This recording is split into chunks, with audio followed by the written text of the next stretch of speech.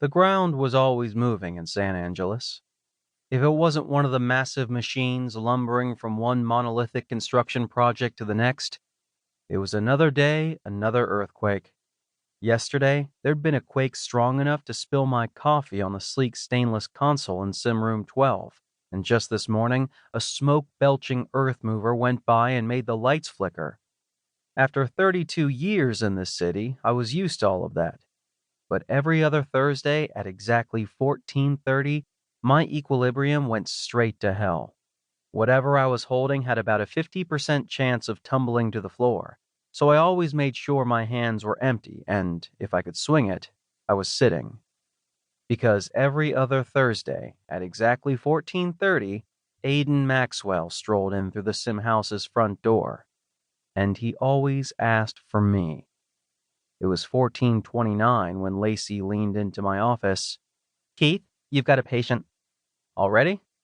I didn't know why I bothered to act surprised or look at the clock on the wall like I'd actually lost track of time. Well, where's the day going? She laughed but said nothing.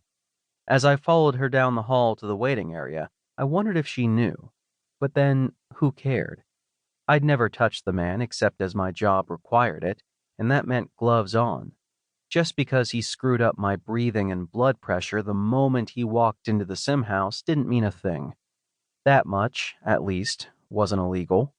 It's the first step down a dangerous road, I reminded myself as Lacey opened the door leading out to the waiting area. The door slid open, and every ECG in the building should have gone haywire from the spike in my pulse. Of course, that was completely irrational. No such thing had happened on any previous Thursday afternoon when the same patient gave me that spike. Across the room, Aiden Maxwell smiled and pushed himself to his feet, his skin-tight black and silver suit creaking softly. "Get your head together, Keith. It was the same suit every goddamned person in San Angeles, myself included, wore. I saw dozens of people every day, and they all wore the same thing. Neck down, covering every inch of flesh right down to wrists and ankles, leaving our hands and feet to be covered by form-fitting gloves and laced-up boots. The suits were insulated to keep us cool in the summer, warm in the winter, thin enough to move and breathe, thick enough to serve their primary purpose: prevent skin-to-skin contact. There were 30 million people in San Angeles, fully half of them in the quadrant where I lived. I'd seen so many of these suits on so many bodies, they were as novel as pollution and pavement. But the way Aiden's suit fit him did things to me I couldn't explain.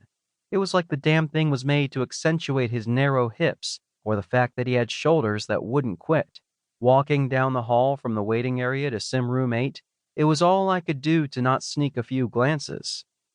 It should have been a crime for a man to look this good, especially since it practically was a crime for me to have the fantasies I'd had about him in and out of that suit. Experiencing those fantasies for real? A felony. Not worth entertaining even within the confines of my mind, but sometimes I just couldn't help myself. The skin-tight suit wasn't the worst part. He was here for a sim session, which meant, just as it did for the hundreds of other people who came through this sim house without making me bat an eye, the suit was coming off. So were the boots, the gloves, everything. Every layer peeled away, revealing the exquisitely defined arms and shoulders that a decade of heavy construction work had chiseled to perfection. Since he always asked for me, I was the one who got to put the electrodes on him. On his neck, the insides of his elbows, his flat, flawless abs.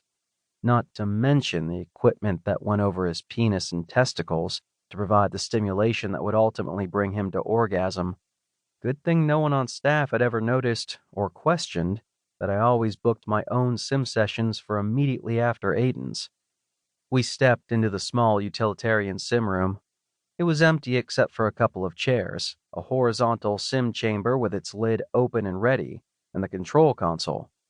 As soon as the door shut behind us, my pulse was all over the place just like it always was with him around, but as always, I didn't let it show.